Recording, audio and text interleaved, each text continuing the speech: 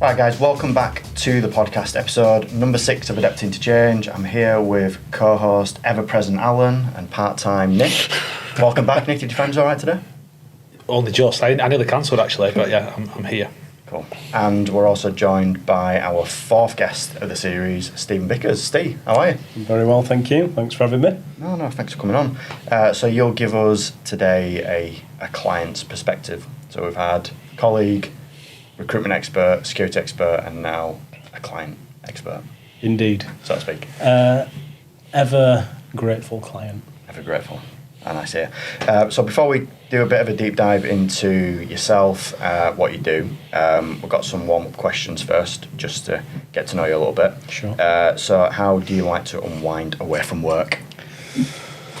I like to tinker. In what aspect? That sounds a bit weird. So, I'm an avid motorbike fan. I have my own motorbike. I like to do DIY. I don't like to pay people, right? So You're tight. I am pretty tight. Yeah, I'm pretty tight. So I'll do stuff at home. I'll fix my motorbike and guilty pleasure playing a bit of Xbox. Bit of Xbox. What's your current game? This is where you're going to step in now. What's your game as well? I'm waiting. Call of Duty. Really? Call of Duty Warzone, or to be honest, zombies right now. I do like zombies. I'm a COD fan, gotta say. Which The latest, I can't remember what it's called now. no, Warzone, Battle Royale, or is it multiplayer? Multiplayer. Oh, right. Always online and free for all. I just end up swearing a lot.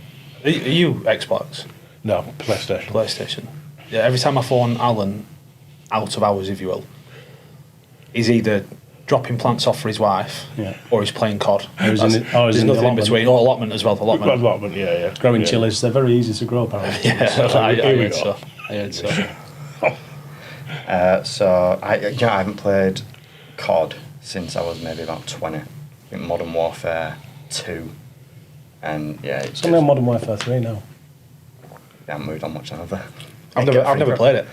You're FIFA though, are you? FIFA, FIFA. Nothing else. That used to be you back in the day at Securitas, 3 o'clock on a Friday. Yeah. You ring Nick, Yeah, where is he? I've He's not heard in the that office, one. it's just Still now, working from home. FIFA's on. Career mode. Yeah. Cool. So, favourite takeaway option?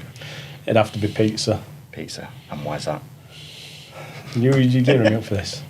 I'm vegetarian, so it's quite limited for what you can get on a takeaway. I didn't know you were veggie. Did you not? Not I think mentioned it. I think I mentioned it a couple of times, just thrown it out there a few times.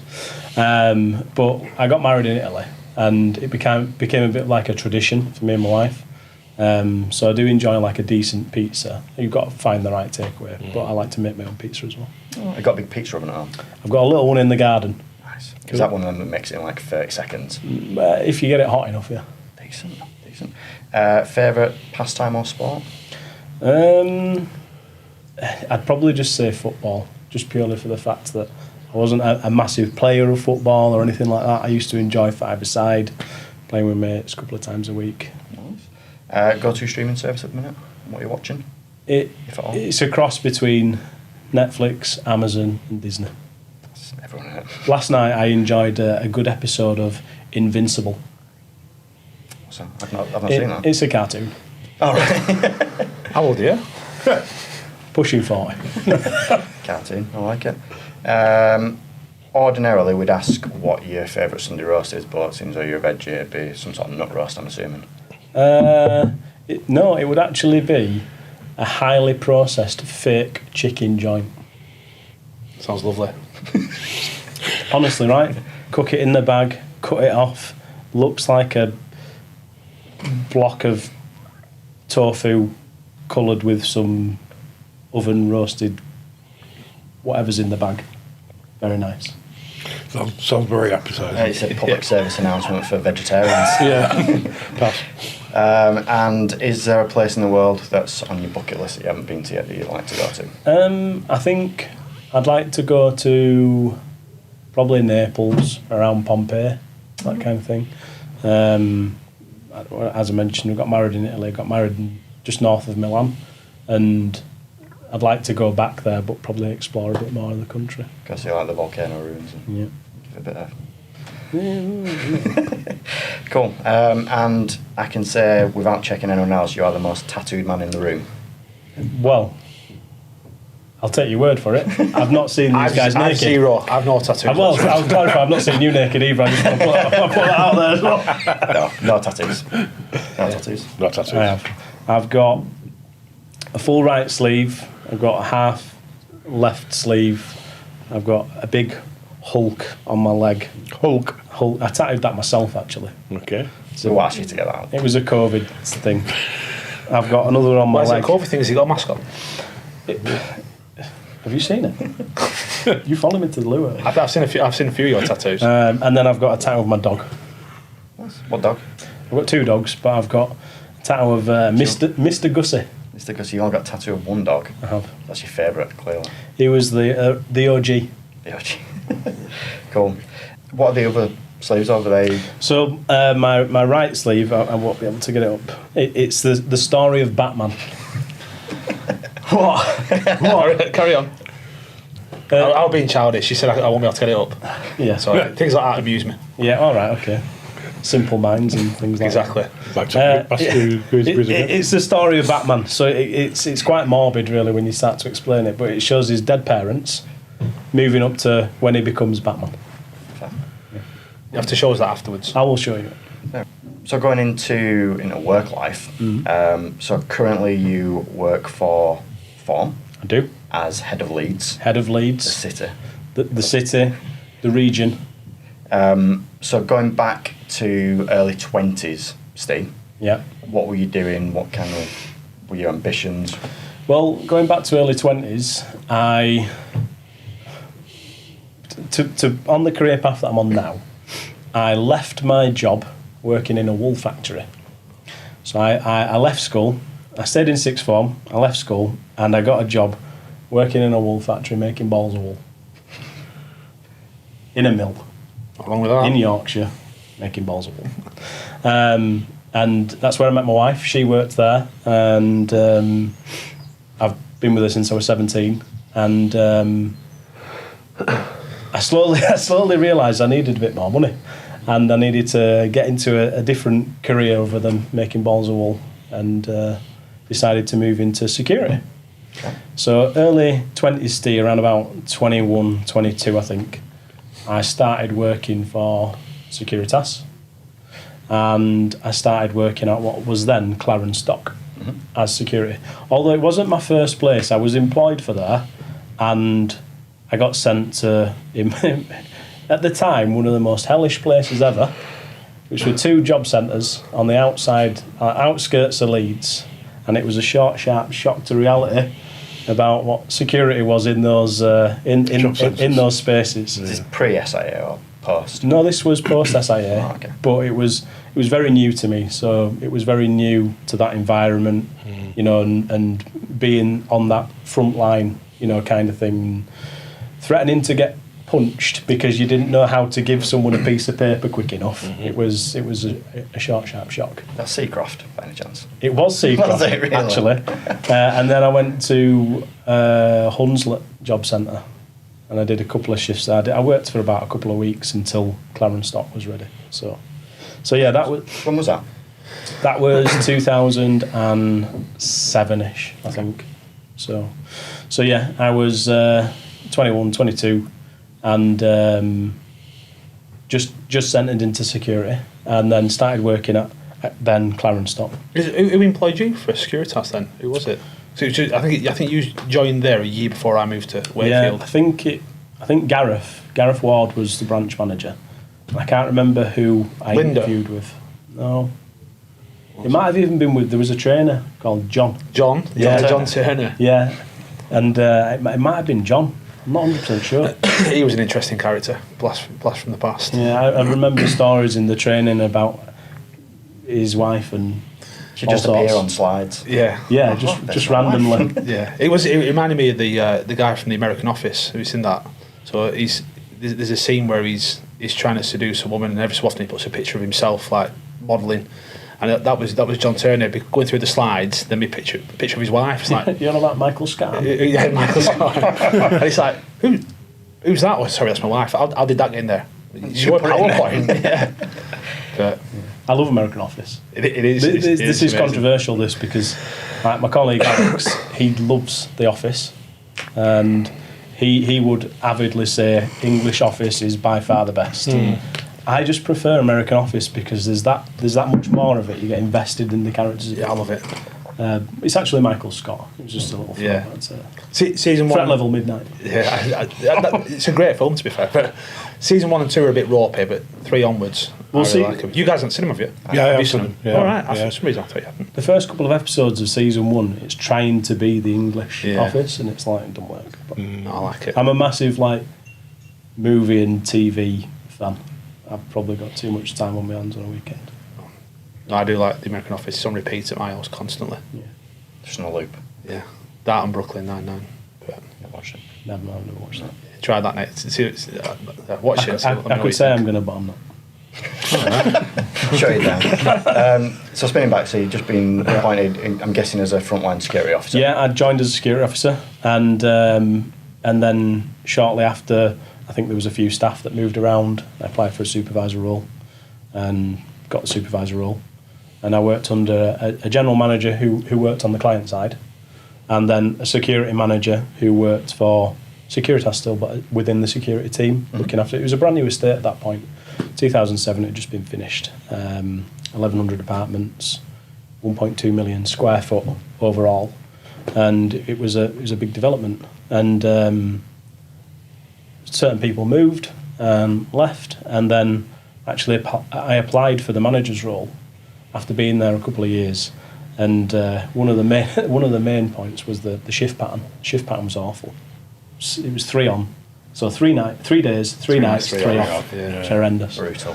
So I'd done that for a couple of years, and I'd had enough of that. But also, I knew the estate well. I knew the people there. I'd come to know them over time. I'd worked under that manager that was there, and he left. He moved on to something else. There's a nice chap called Graham Dentith. Still keep in touch with him. He's on LinkedIn now. He says hello every now and again. I remember Graham. Do you remember? I think cause Ross was the branch manager for Securitas. He was, yeah. But mate of mine, Ross. So he, when there was a potential free lunch, he'd take me along. So we go to the Italian on the dock. Yeah. With Graham. We Yeah. go down, and what tends to happen 9 times out of 10 is they won't let us pay because Graham were there. So we're like, oh, fair enough. So me and Ross will go Subway as well. So make it worth Graham's our while. coming. Yeah, Graham's coming. Yeah. He was there every day, but Yeah. So yeah, he left. Then I applied for his role, and I interviewed for that. Interviewed it with Ross, a couple of others that were involved at that time, and then started working still through Securitas, but directly for the owner at that point on land lease. Oh, okay, cool. So what year were we up to at this point? This is probably around 2010, 2011. So I did a year or so working under land lease, following their guide of how they wanted the estate running. And then the owners now, Allied, bought the estate in 2012. And then 3 months after they purchased it, I went to work for them. And that was my first introduction to being a property manager. Never run a service charge up until that point. I'd never managed individual contracts at a contract level. It was all still very new, and I needed quite a bit of time to learn how that process worked. So you've been doing that for 13 years now? 12, 13 years? Yeah, so since March 2012. How's the role migrated since day dot to now? I'm guessing It's quite different. significantly. Yeah, it's quite different. So at the time, it was just that estate. It was that property.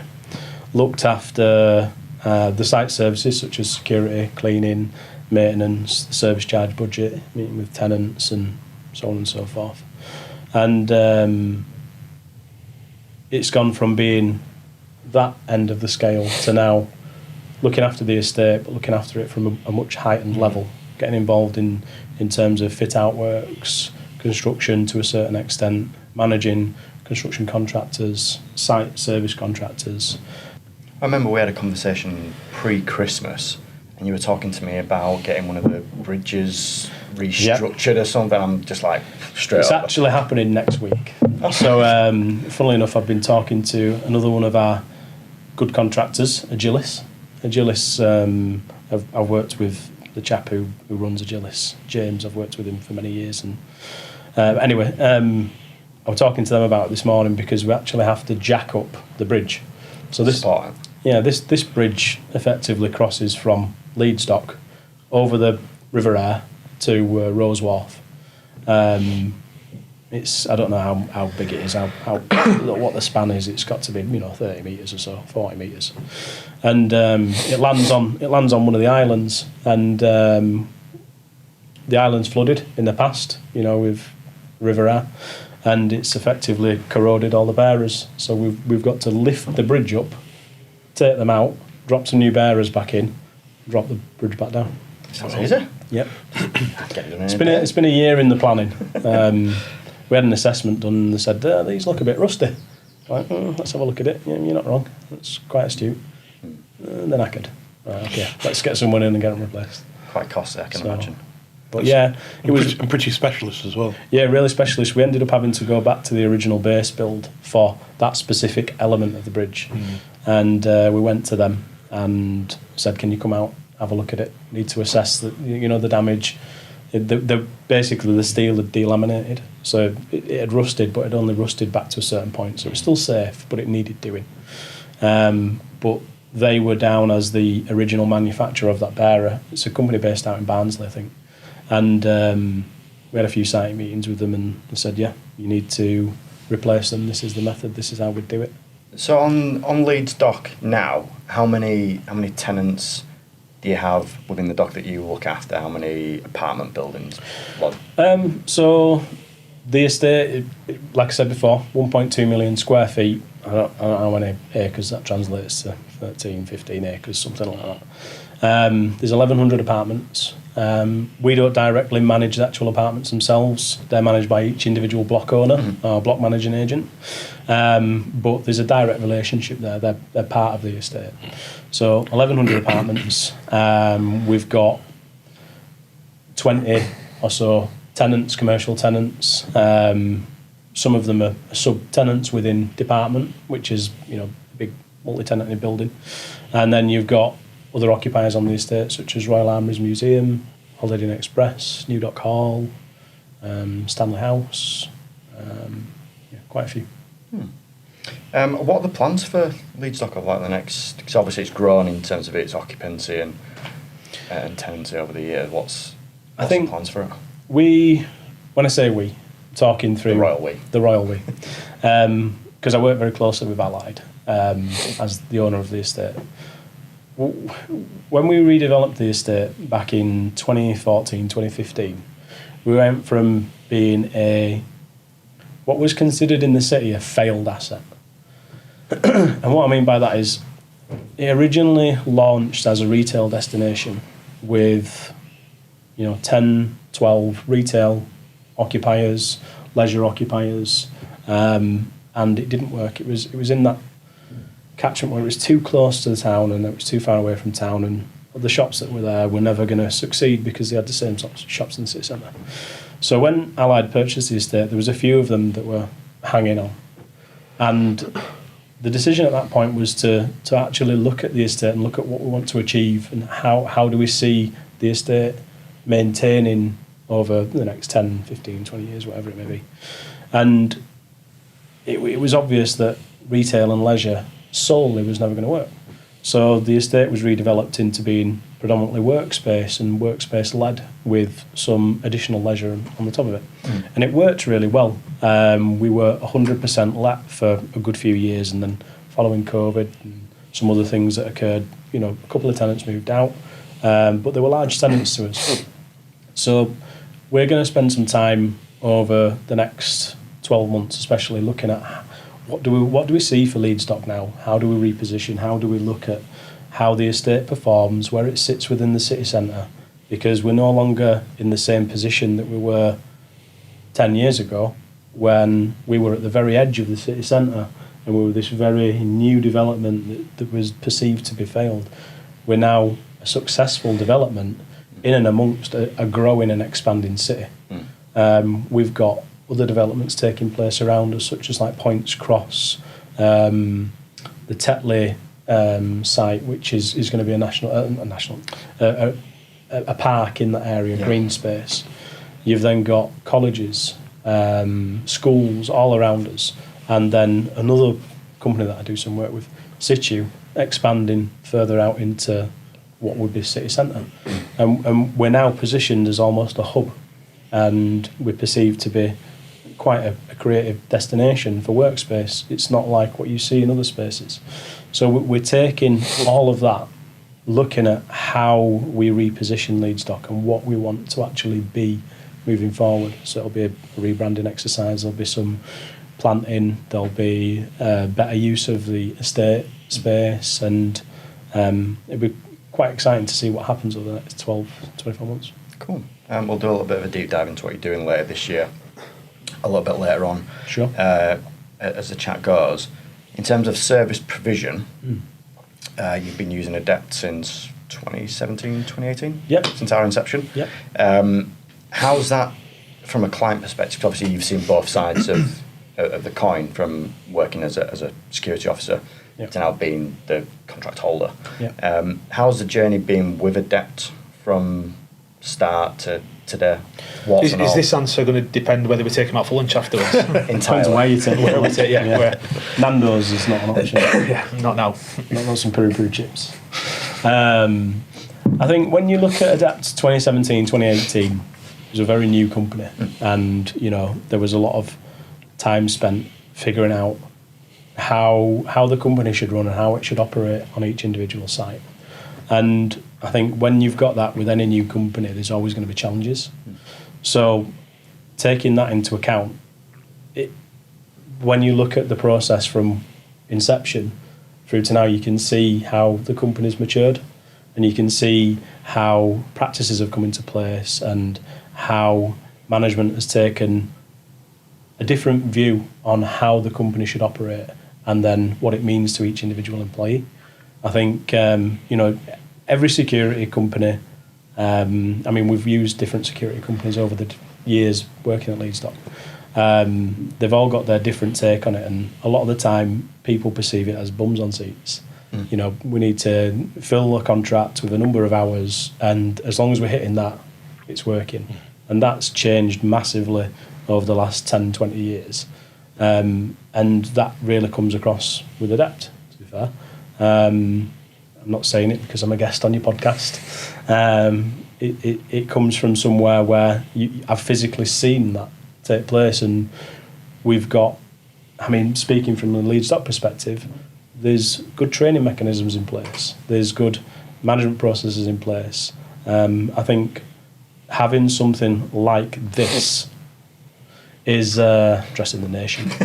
Having something like this, it goes a long way towards giving employees, I won't say a voice because obviously it's very difficult, but a platform for them to be able to engage with management on a very different level, which I don't think any other security company really provides.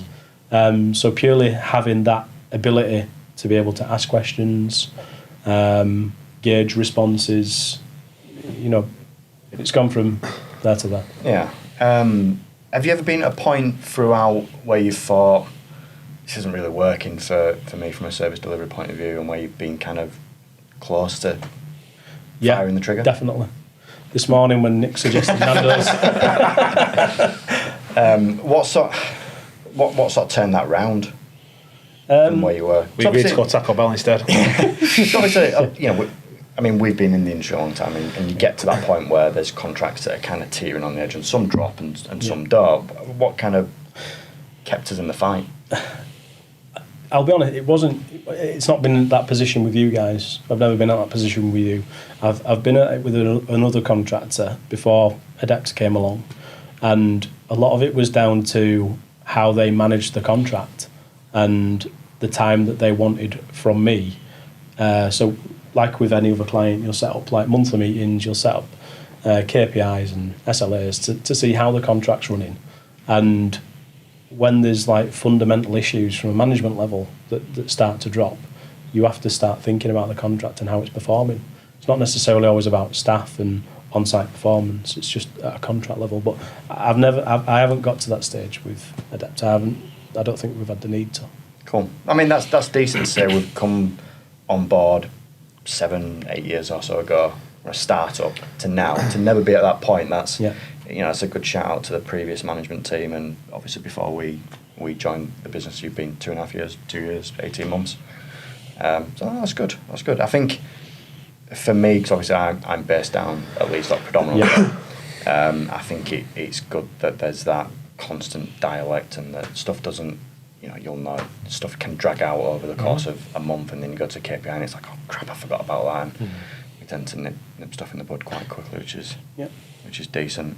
And also helps that we've got the happiest cleaner in the world. Daniel. Yeah. I think Daniel's a credit to all of you guys. I think everybody on Leeds Dock knows who he is. He's amazing. He says hello to everyone. He's never unhappy to be at work.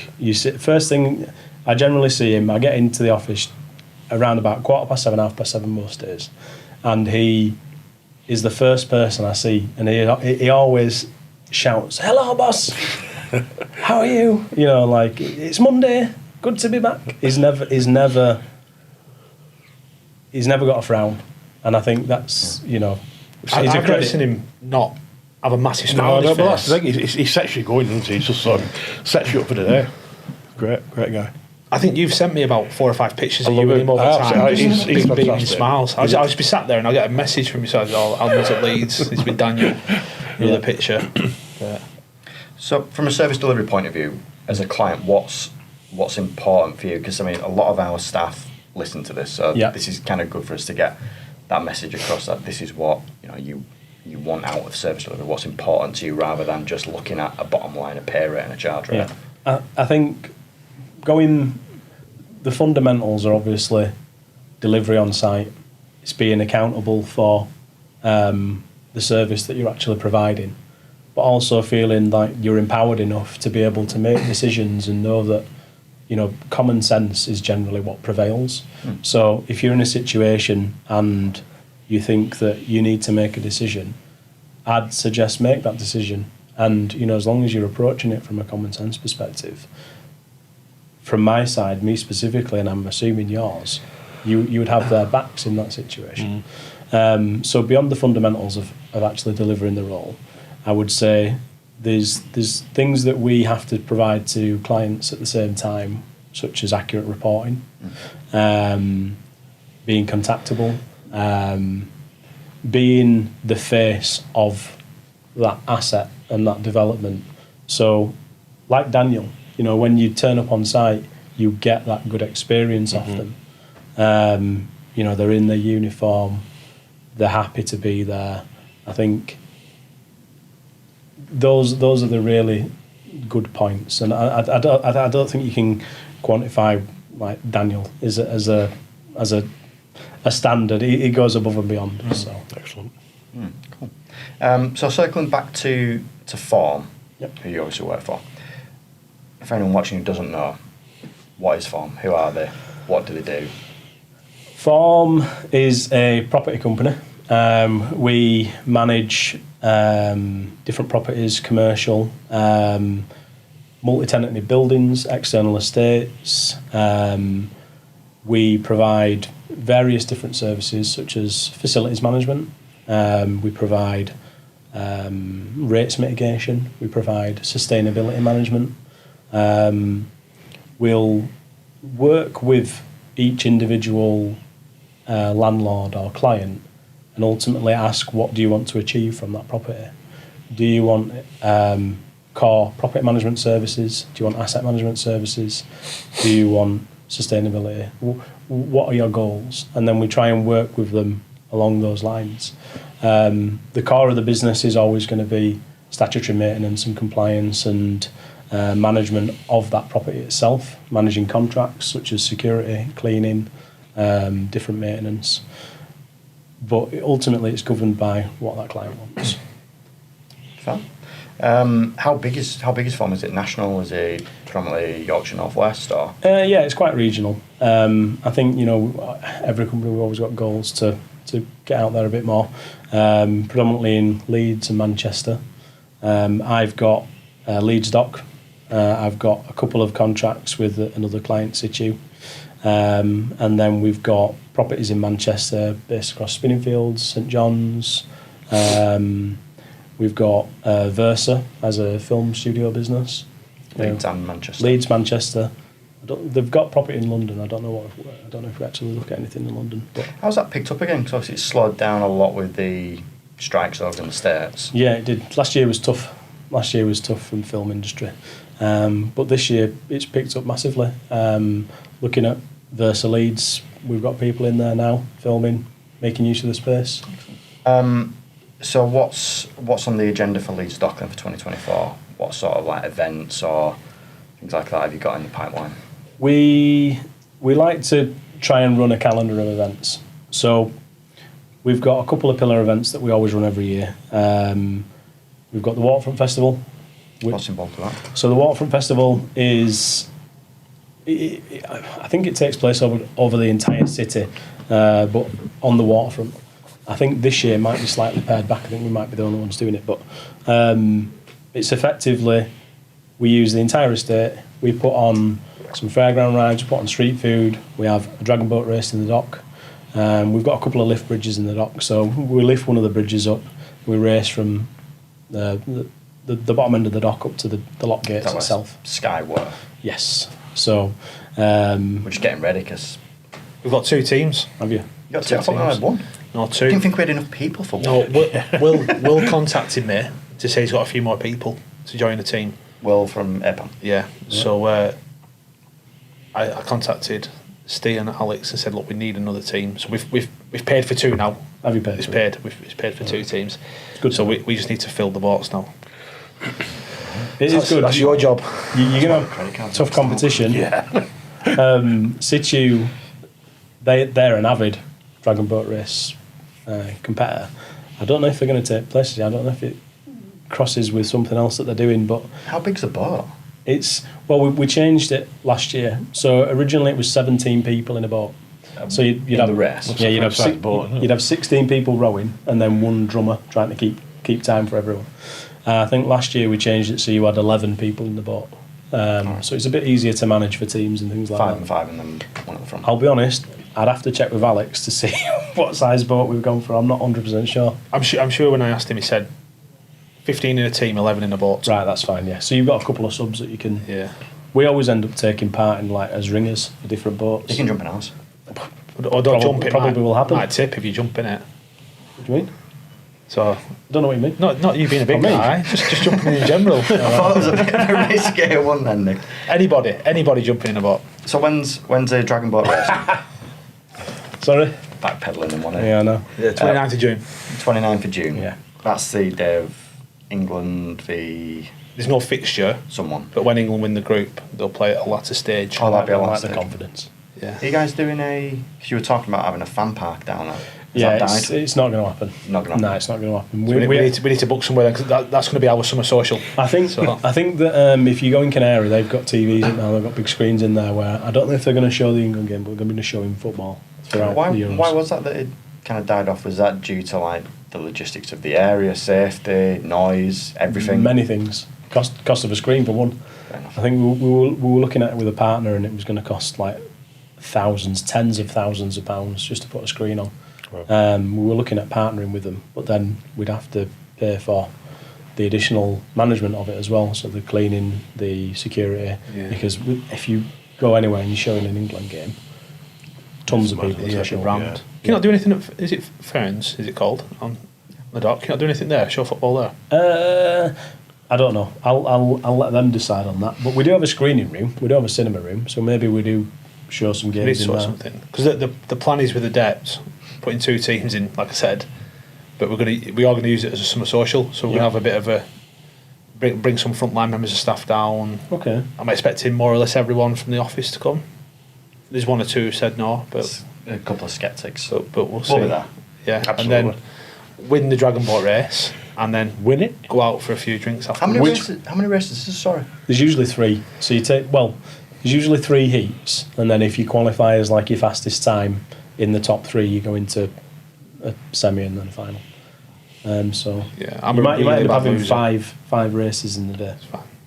I think usually I think the winning time is usually around about sub 50 seconds, and the one top dock, if you call it like the thinner dock, that's about 95 100 metres, and then you've got probably about another 80 metres on top of it, so it's about 200 metre race. In under a minute? Yep. No. No. Just no. Yeah. I think even one of the boats that I've jumped on before, where we ended up being ringers, we managed to achieve it in like, I think our fastest time was like 1:06 or something, and this was just filled with like half drunk builders. Give it a go. See what we can do. Yeah. Should be good. So that's June. Sorry, yeah. So that's Waterfront Festival, Dragon Boat Race. So what else is on apart from the Dragon Boat race? What? Within the festival? Yeah. There's street food. I think we usually do something with like Northern Street Food Awards. So there's like a heat that usually takes place. There'll be some ancillary activity. I think one year we had some break dancing, something like that. We have fairground rides. We have different stalls, like people selling stuff and whatnot. It's a really good atmosphere. Good. If anyone wants to get involved in that, the best contacting Alex. Well, you can do, or you can go on to Eventbrite. It's on Eventbrite, and I think you can get a boat through that. However, I think they're all pretty much sold. It's gone really well. Yeah, all gone. Well, this is a question: which one of your boats is going to win? Well, we're going to finish first and second. That's the plan. All right, okay. But no, we'll do an A team, people who are willing to train and take it serious, and then we'll do a B team, people who are going for the summer social. Right, okay. That's the plan. Fair. Do some trials, make sure people are up to standard. Yeah. So you've got Summer Festival. Summer Festival, and then we've got Light Night that we always take part with. That's a citywide event. It's around Christmas, is it? October. It's getting towards that end. Near Christmas. It's Halloween. Winter. It's near a Halloween. You're correct there, Nick. But it's towards there. But that's like a massive citywide event. We've taken part in that since 2014, 2015. Last year we had a massive piece on the boulevard just outside Department. I remember that being installed. Yeah. I remember shuddering as John, our security manager, was helping get that installed off a crane. John was helping, I was helping, Alex was helping. If you'd have been there. I was cheerleading, I was just on the sidelines. Oh, yeah. Just watch it. Yeah. I saw you look at it and just like turn away. Risk assessment. Pretend you're on a phone and walk off. Yeah, very much. It had been fully assessed. I had. You all had gloves on and you all had safety footwear. Yeah, we did. So light night. Light night. We generally do something like smaller stuff around Valentine's, stuff around Christmas, Halloween, that kind of thing. We also take part in one that's coming up in May, UK Reef, which is a big property event, and I think it's grown year on year. We were the supplier of security services for the event last year. Yeah. We aren't this year. Leave it at that. Yeah. How many? It's not our management. No. We're involved in it. Yeah. Well, We're involved in it, but the Docks hosts the event. We do. So there's New Dock Hall, there's the Royal Armouries, there's all sorts of. So Leeds Dock host it along with the Royal Armouries. We've got a very close partnership with them in terms of how we approach the actual event itself. This year we held a public consultation, or a resident consultation, let's say, which was met with great success. And we provided sometimes people to come down, have a chat with us, talk about what it means for them, for the actual estate and areas that we closed off and things like that. But it's gone from being the original event, 3,000 to 5,000 people per day. This year we're expecting 10,000 to 12,000 people per day. It's grown from being just an essential area on the armouries to being in the armouries, on the dock side, up the boulevard, taking over the tilt yard, literally looking at whatever space that we can use for the event. Property-led, property-focused. A lot of the councils come to it. I was going to say last year there was a lot of big players out there, wasn't there? Andy Burnham came down, Gary Neville came down from Northwest point of view, and they're all key decision makers. Yeah, the Manchester City Council, Leeds City Council, Liverpool, Boroughs of London, City of London, loads of different organisations. It was rammed, wasn't it, last year? It was busy. It was and busy. the weather was great. I think last year presented some challenges, and it was very difficult to try and react in a short space of time to account for those issues that we were told that were going to happen. And I think this year it's allowed us to plan a lot more for it. Yeah. I think some of it, you guys bear the brunt of it because you're obviously providing that frontline service. So Yeah, so I mean, there were issues, weren't there, with tenants and wanting to get into buildings, apartments. all sorts, mixed messages, different areas, and I suppose that's always going to occur when you're trying to actively deal with something as it's changing. So when's that? That is 21, 22, 23 May. So I'll avoid the docks on that week. in Those particular. days. It will be bit busy everywhere. Yeah, busy everywhere. Cool. No parking, no nipping in ferns No. for a discounted coffee. Just They've hired it, haven't they? They've hired the space. They've hired a lot of department, yeah. So they spoke to a couple of our tenants as well. They've taken space inside different tenant areas and all sorts. I mean, it's great for the docks. It's brilliant. It's brilliant for the city. It's brilliant for the dock. I think it goes towards over that week because obviously we've got the setup, the event, the D-rig. I think for the course of that week, it brings in tens of millions of pounds into the city itself. You know, I'm going to say good luck getting a hotel room in Leeds that week. You've absolutely no, no what chance. happened? What happened? They're probably already booked. Yeah, no, I know we jest about obviously not being the service provider for it this year, but it's good for the area, like you said, good for the docks, good for form. Very good for form, yeah. We actually sit on their leaders group, so we meet with their core team every month. We go to a meeting, round table type event. In London. Yeah, sometimes predominantly in London. I think there'll be a couple of them that are local based, just in and around the actual event itself. But yeah, it's in London. Guest speakers at each one. I think we're also going to take some kind of speaking sessions at the event this year itself as well. Excellent. Just see how. Is that form or? Yeah, as form. Is that you? No, hopefully not me. I'm not a massive fan of public speaking, but yeah. So what's the plan? Get Fatima to talk about sustainability. It'll be talking about sustainability. It's a beautiful segue, Nick, because that was going to be my next question. So I've seen on LinkedIn a few bits about sustainability. Sorry. Yeah, form sustain. Sustain. Talk to us about that. That's a new initiative. It is, yeah. I mean, the services that I touched on that we provide in Form, we've got these sub-brands that sit within the Form group, if you like. Form Sustain being a big part of that, where we'll work with clients on each asset to look at actually what they want to achieve and how they go about achieving those goals from sustainability and an ESG perspective. So looking at what's currently there, auditing that site and providing practical measures to be able to progress forward in that sustainable initiative. It could be anything from what do you provide for staff members, what do you provide for visitors to that space. It could be how you're affecting biodiversity in that area. Do you provide green transport links? What do you do with your waste? It extends to every part of the property. And I think the first step is always having a look at what you're actually doing and then the best ways forward from that. Cool. So if anyone wants to get in touch on that, where they're best to go to and who they're best to speak to? I think if you go onto Form website, which is formproperty.co.uk. We'll hit a link in the description of the podcast video. You'll be able to find Form Sustain from within there. And I think most recently we shared some posts out on LinkedIn. Yeah, cool. And beehives.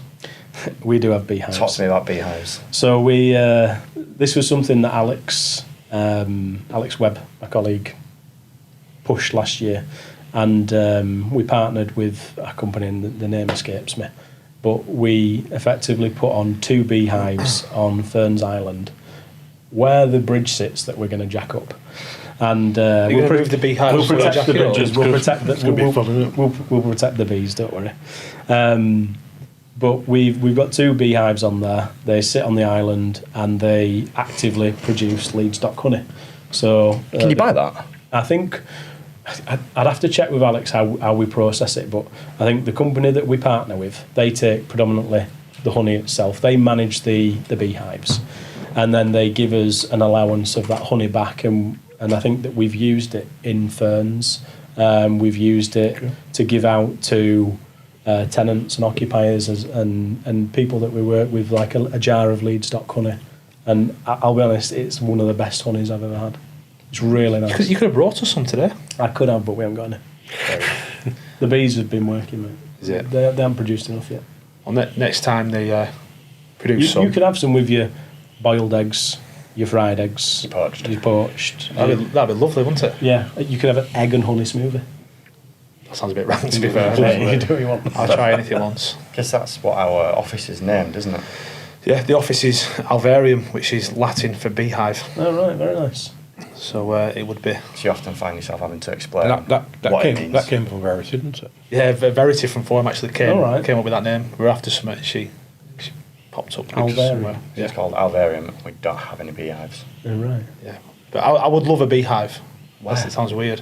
On the roof? So, Yeah, you so could there's put it on this, the roof, yeah. and Steele probably know by looking into the beehives, but there's this theory that if bees went extinct today, within 4 years, mankind would be gone. Yeah. Yeah.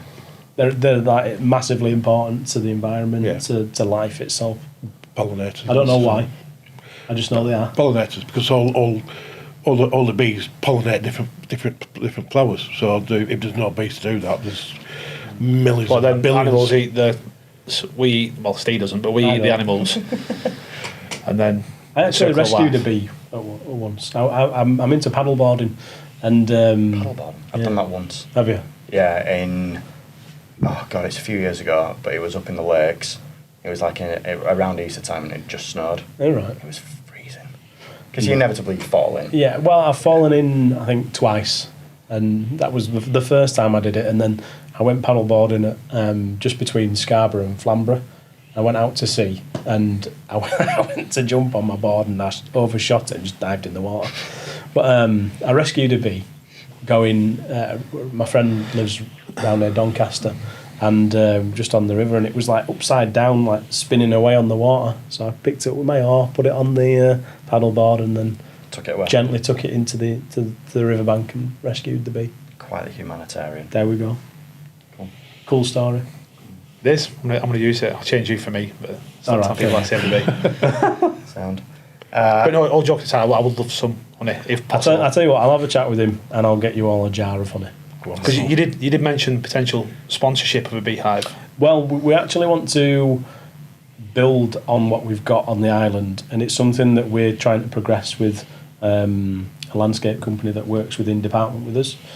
So we've got an office in department Leeds Docks, and another occupier in there is a company called Reform Landscaping, and I think they want to get involved and help us design something in that space where the beehives are to build allotments.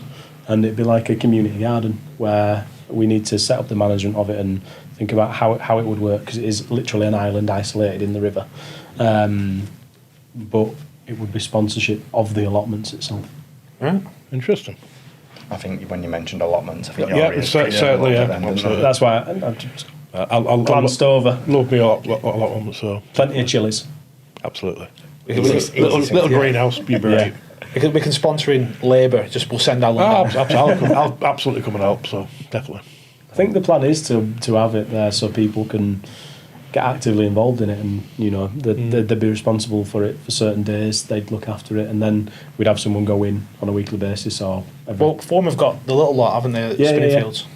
I think Alex was involved in that certain times at Spinningfield, so it's very much along the same lines. We want to provide something at Leeds Dock that follows that ESG initiative. So. Cool. Nice. And the Depts have signed up for Forum Sustain, is it?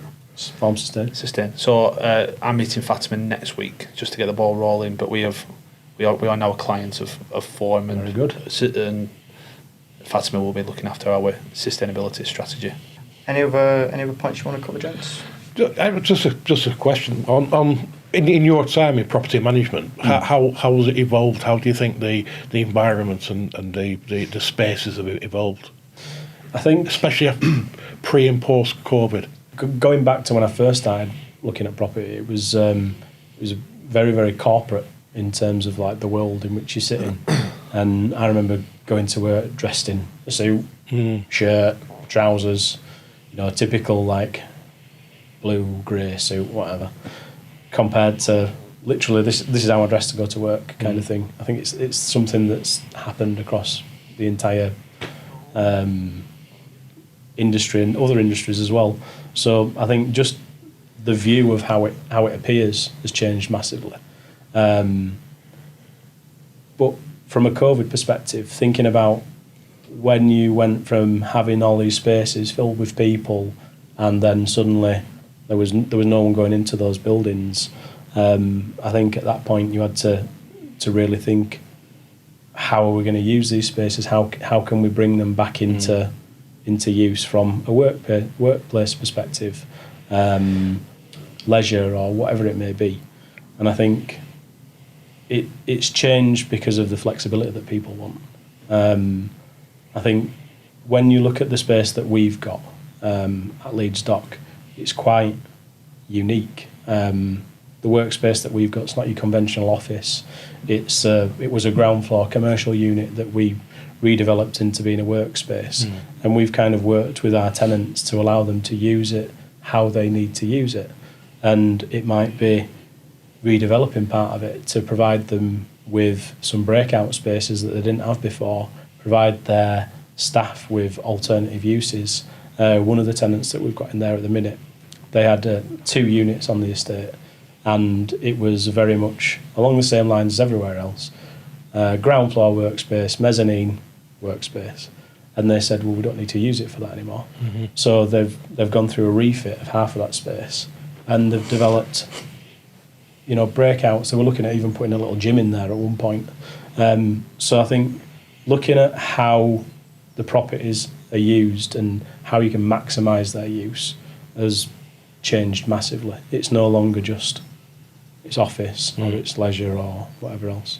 It's just that things have evolved. I've seen it myself. Been privileged to go out and look at work with some customers recently, and those office environments have completely changed from what they used to be. And like you say, it was very, very corporate.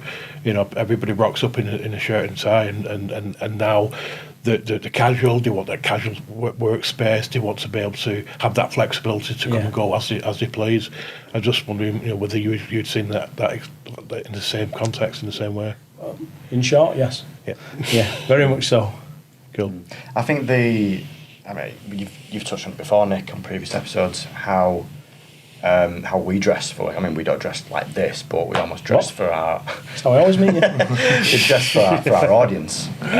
So I mean, I can't remember the last time I put a suit on, and I always used to wear suit, shirt, tie, and it's completely changed. The landscape of work has completely changed, which is good. You still wear your tie though, don't you? I do. I mean, back in previous life, sort of, it was suit and tie all the time. And we're a lot more casual in my shirts now, but certainly shirt and tie, definitely. When I think back to my first interview at Securitas, I turned up in a suit. Did you? I turned up in a suit. And I remember John, it must have been John, because he must have said something like, he said something along the lines of, you're viewing this as a career opportunity. And I think I said to him, like, I want to make a good impression kind of thing. And when I went along to like the SIA training, I remember seeing people in like tracky bottoms, t-shirt, whatever, and I'm sat there in a suit. I'm thinking, what am I doing? Next day. Yeah, well, I think it slowly, gradually dropped off even then. Drop the tie, drop the jacket. Undo the, I mean, in a lot of respects, it's only been last couple of years that I've toned it down. Same for you. I'll do a shout out to who I said before, James Keelan. I've met with him for years. He provides us with maintenance and contracts for like planned maintenance and subcontractor maintenance. He was an avid fan of a shiny suit. A shiny suit. Me and Alex always took the piss out of him by saying, "Why are you turning up wearing a shiny suit? Get rid of your shiny suit." I couldn't imagine that, to be honest with you, James. And it slowly tapered off. I don't think I've ever seen him in anything other than combat. I would say it's polo shirt now, isn't it? Yeah, polo shirt all day long. But every now and again I wanted to just break out and turn up in the shiny suit with a tie. I'll have to ask him about that one. I've seen some shockers at like company conferences way back, without naming names, but like people turning up in full matrix leather coats and you know what I'm talking about. Yeah, shocking. What are you? But probably a few times, but yeah. Well, anything else? The only thing I was going to mention, I don't know if you remember this, What's Steve. he breaking out here? So, if I can find the connection. So we met in 2008. It was a long time ago. Yeah. And then in 2016, hang on, 2018. So I worked for another company. Yeah. And I reached out to you and said, congratulations on your promotion. So you must have just become a director or something like that. This is when you became head of Leeds. Head of King Leeds. of Leeds. You got it. So we had a general chit chat, and I sort of said to you, let me know if there's any opportunity with the security contract there. Yeah. And you came back to me and you basically said, oh, it's nothing to do with me. We have a national contract somewhere. I'll let you know if anything comes up. And I was laughing with the guys going, I'm glad you fobbed me off now because we look after the contract. But do you remember that? No, I don't. You have to have a look on your LinkedIn, on your messages. You obviously didn't get the message though. I'm sat here doing a podcast with you now. Yeah. Not that you're bitter and hold on. No. 2018. 2018, yeah. So you were on my shit list, but now you're a client now, so I've taken you off. Is it better now? So we're fine now. But no, it just made me laugh how, it's a small industry really, isn't it? That Things go full sort circle. of, I ended up joining Adepts. Yeah. But Just there we are. Yeah. You're doing a good job, mate. You're all right. So far. Some would disagree. We'll see where we're going for lunch after. But yeah. Some No, just made me laugh. When we said you were coming on the show, I said, I'm sure. I had a conversation with Bickers on LinkedIn, having a look through. I thought, yeah, it's still there. Get him. Don't need to delete the cash. Right, well, thank you for taking time out to come and speak to us. It's much appreciated. It's nice to get a different perspective for the show. So thank you for coming along. We'll link Form Sustain, your LinkedIn bio, and everything else that we've talked about will be in the link of the audio podcast and the video as well. And we will see you next time. Yeah.